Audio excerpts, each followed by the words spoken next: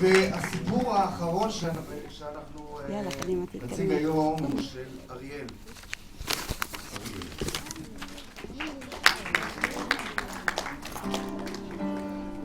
ואריאל בירן, נכון? בירון. בכיתה ד' בבית ספר חוזן, ואת בסדנה של אדמית פרק. ואת כתבת לנו סיפור שנקרא הקרקס של פרננדו. זה נשמע מבטיח. את אוהבת קרקסים? תדברי מהמיקרופון צמוד לפה. יופי. ועל סמך מה כתבת את הסיפור? על סמך משהו שקרה לך או רק הדמיון שלך משתתף? הרוב הדמיון, אבל אמא שלי באותו יום לא הרגישה טוב. אמא שלך לא הרגישה טוב, וזה פתח לך את הדמיון כדי לכתוב סיפור על זה. כן. מקסים. אז כל מה שנשאר לנו זה להקשיב לך. בבקשה. הקרקס של פרננדו. בואו ילדים, צעק הכרוז. בואו לראות את הקרקס של פרננדו. שמע דני, ילד שובב וחמוד, אשר אמו חטא והיה עצוב. אז הוא רצה להשכיח את העצבות. כמה זה עולה? שאל דני. 20 שקלים, זה בערב ב7 בדיוק.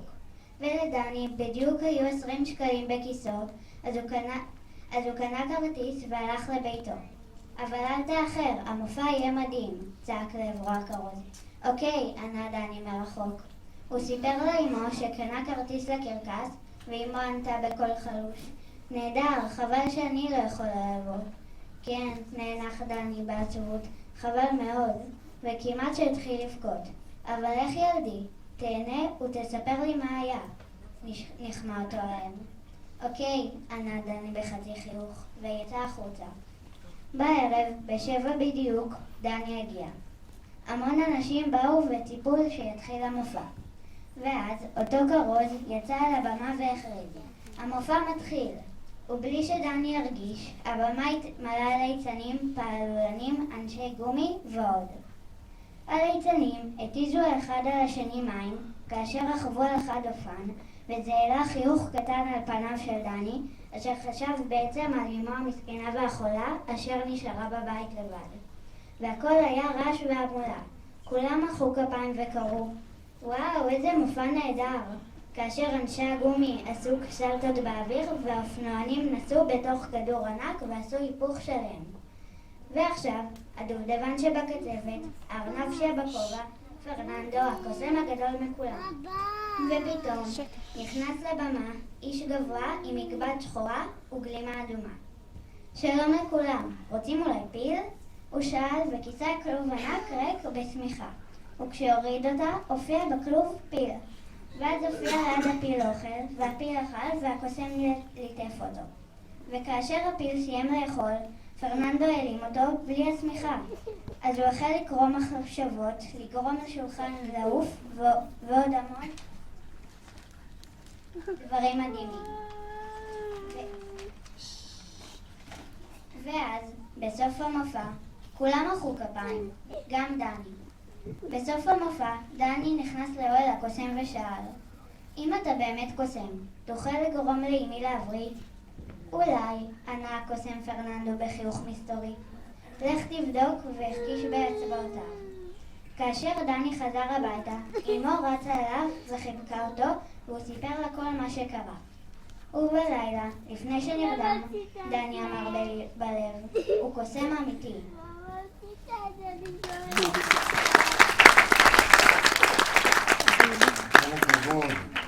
סיפור מקסים.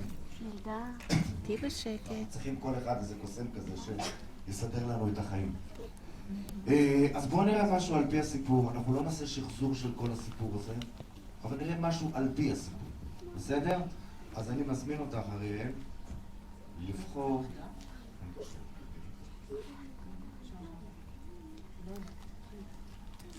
אני חושב שתבחרי בכל זאת. מי ישחק את דני? אני איתני? אוקיי. אגב, גם בנים יכולים לשחק תפקידי בנות לפחות. מי ישחק את הקוסם? והקוסם יהיה הקוסם והקרקס. וכל שאר הדברים, כל הקרקס. ואת אמא מי נשאר לנו? אוקיי, אז בואו ונראה.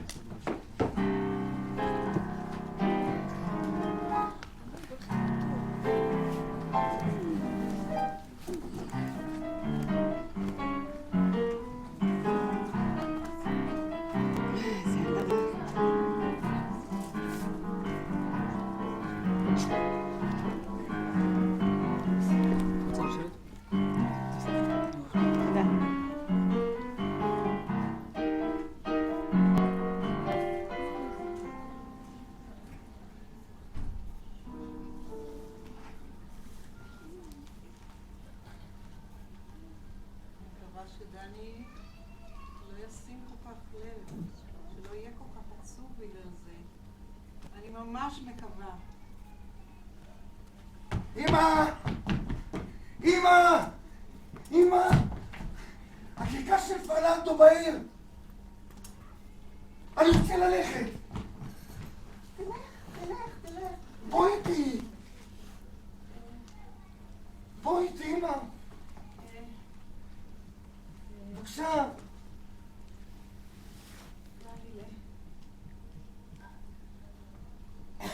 טוב, תהנה. אני רוצה שתהנה. באמת שתהנה. אני אחשוב עליך ויראה אותך נהנה תספר לי איך היה לך, טוב?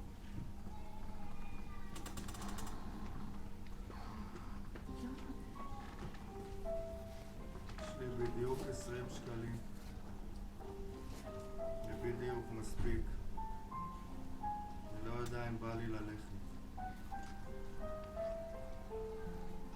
אבל אני לא יודע מתי עוד פעם הם יגיעו הנה, הקרקס הזה.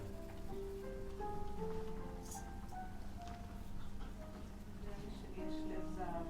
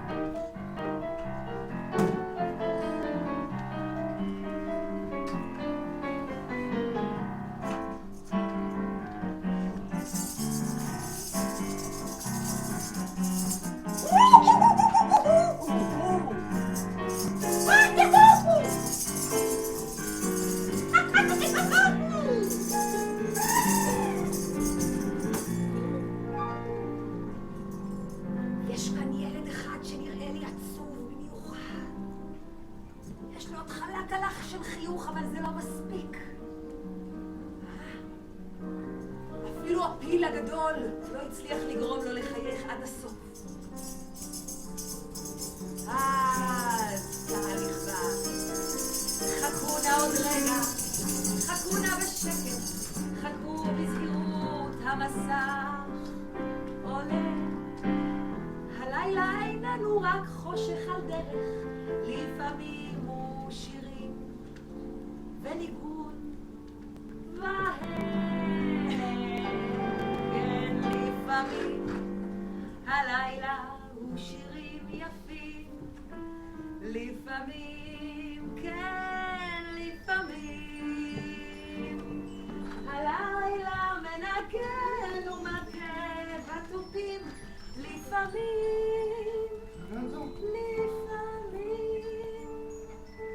לפעמים עד כדי כך תמיד. אני צריך אותך. אני פה. אני צריך אותך, פרננדו. אתה שיכול להעלים פילים. אתה באמת אמיתי. אני אמיתי. הקסמים הם... עכשיו אני רוצה לראות אם אתה באמת אמיתי. מה אתה רוצה שאני אעלים לך עוד, ילד? אני רוצה שתעלים את המחלה של אמא שלי. היא לא פה. היא לא באה, אני באתי לבד.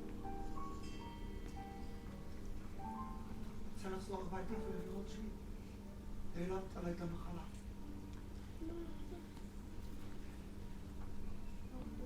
זה אתה יכול לעשות? לך הביתה, ילד. תקרא את הסיפור על פרח לב הזהב. ונראה מה יהיה. אני עוד לא אומר לך תודה, פרננד. אני עוד לא יודע אם הצלחת. להתראות, ילד. נתראה במופעים הבאים.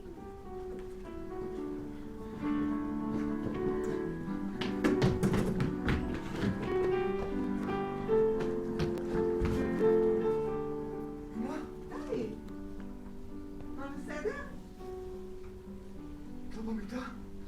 אני לא יודעת, משהו ככה, פתאום ככה הרגשתי קצת וקמתי וידעתי שקמתי, אחי. מה, כל כך התגעגעת אליי? תמיד פקפקתי בקוסמים למיניהם. אז אני לא יודע אם כל הקוסמים אמיתיים.